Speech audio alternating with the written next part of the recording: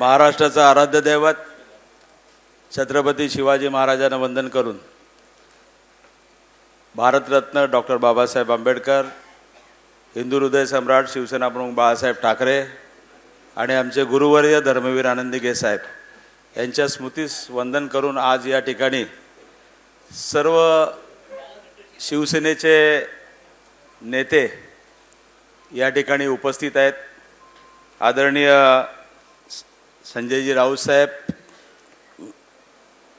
त्याचबरोबर विनायकजी राऊत साहेब, अरविंद सावंत साहेब, अंबादाजी दानवे, भास्कर जाधव, त्याचबरोबर चंद्रकांतजी खैरे साहेब आणि अनंत गीते साहेब आणि मंचकावर असलेले सर्व मान्यवर, मला वाटतं सर्वप्रथम मी धन्यवाद देतो आपल्या सर्व शिवसेने नेत्यांना की या ठिकाणी ठाण्यामध्ये आपण पहिली सुसंवाद या ठिकाणी कार्यकर्त्यांची ही सभा आपल्या ठाण्यामध्ये घेतली, त्याबद्दल आपल्या सर्वांना मी धन्यवाद देतो। आज आदरणीय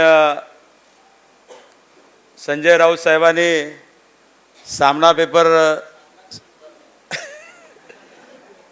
सामना ही आमची एनर्जी आहे साहेब, म्हणजे आजही वाटतात की हिंदू हृदय सम्राट शिवसेना प्रमुख बाळासाहेब ठाकरे यांचे विचार आजही आपण जिवंत ठेवलेले आहेत आणि म्हणून सकाळी सामना वाचल्याशिवाय मला वाटतं प्रत्येक शिवसैनिक घराच्या बाहेर पडत नाही। आज या ठाण्याने पहिली सत्ता दिली आणि या ठाण्यामध्ये 89 साली पहिली गद्दारी झाली। त्यावेळेला प्रकाश परांजपे महापौर म्हणून त्या ठिकाणी त्यांना तिकीट दिलं होतं आणि त्यावेळेला बाळासाहेबांनी गद्दारी झाल्यानंतर सर्व नगरसेवकांचे राजीनामे साहेब घेतले होते आणि इतिहासामध्ये मला वाटतं एवढा धाडसी निर्णय घेण्याचं काम त्यावेळेला आदरणीय हिंदू हृदय सम्राट शिवसेना प्रमुख बाळासाहेब ठाकरेंनी त्यावेळेला घेतला। आमचे धर्मवीर आनंदीगे साहेब होते त्यावेळेला आणि त्यावेळेला सर्वांनी राजीनामे त्या ठिकाणी आदेशानंतर दिले होते आणि आता दुसऱ्यांदा गद्दारी झाली। ही दुसऱ्यांदा गद्दारी झाल्यानंतर तुम्ही बघितलं असेल 3 वर्ष झालेत पक्ष फोडण्याचं काम चालू आहे, परंतु अजून थकले आता ते दररोज काही ना काहीतरी, आज ह्याला आणला धरून पकडून आणतात, उद्या त्याला धरून आण, ह्याला धरून आण, हेच काम चालू आहे, परंतु दुसरं काहीच काम नाही। आज मगाशी सांगितल्याप्रमाणे आज या ठाणे महापालिकेची निवडणूक आता येते, परंतु निवडणुका गेले 5 वर्ष झाले कुठल्याही महाराष्ट्रातल्या नगरपालिकेतल्या निवडणुका घेण्याचं धाडस त्यांच्यामध्ये नाही आहे। आज ठाणे महापालिकेची अवस्था अशी झाली आहे की त्या ठिकाणी 2024ला 5025 कोटीचं त्या ठिकाणी बजेट होतं आणि आज तुम्ही बघितलं असेल सर्व महानगरपालिकेचे बजेट त्या ठिकाणी डिक्लेअर झाले, परंतु ठाण्याचं बजेटच झालं नाही, कारण या बजेटवरती त्यांचा डोळा होता। मला वाटतं या महापालिका लुटून खाल्ली या लोकांनी आणि या महापालिकेमध्ये कर्मचाऱ्यांना द्यायला पगार नाही साहेब। सेंट्रलचे जीएसटीचे पैसे येतात, त्या पैशावरती या सर्व कर्मचाऱ्यांचा पगार दिला जातो आणि ते उरल्या सुरल्या याच्यामध्ये शासनाकडून पैसे आणायचे आणि त्या ठिकाणी टक्केवारीमध्ये पैसे खायचे आणि कागदावरती त्या ठिकाणी काम दाखवायचं आणि पैसे खायचा धंदा या ठिकाणी या महानगरपालिकेच्या माध्यमातून त्या ठिकाणी केलेला आहे।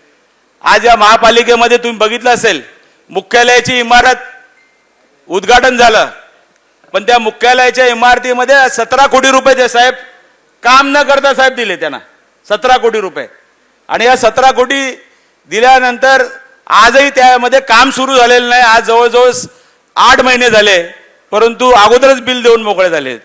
अशा पद्धतीने भरपूर काय बोलण्यासारखं आहेत। आपल्याला संजय राऊत साहेबांचं या ठिकाणी भाषण ऐकायचं आहे। आज मी ठाण्यातल्या व्यथा तुमच्या समोर मांडतोय, कारण तुम्हीच सामन्यामध्ये या सर्व आमच्या व्यथा लोकांसमोर मांडत असता आणि आज तुम्ही बघितलं असेल या ठाण्यामध्ये कशा पद्धतीने कार्यकर्त्यांना त्रास देण्याचं काम त्या ठिकाणी करतात, परंतु मी या सर्व कार्यकर्त्यांना साहेब गेल्या 3 वर्षामध्ये आदरणीय पक्षप्रमुख उद्धव ठाकरे साहेबांच्या पाठीमागे ठामपणे साहेब हे सर्व कार्यकर्ते उभे आहेत म्हणून आज आम्ही ताठ मानेने या ठिकाणी काम करू शकतो.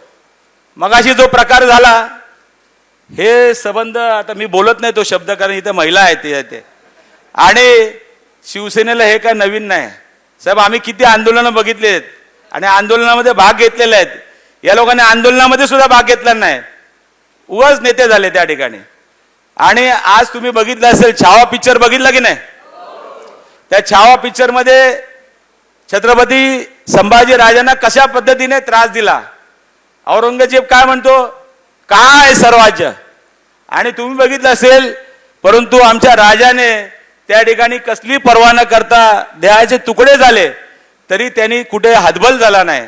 आज आमचे धर्मवीर आनंद दिघे साहेब होते, टाळा लागला त्यांना, परंतु ते कधी त्यावेळेला काँग्रेसची सत्ता होती, पण ते कधी त्या ठिकाणी गेले नाहीत. अरे टाळा लागलाय, मला जरा सोडव, मला हे कर ते कर.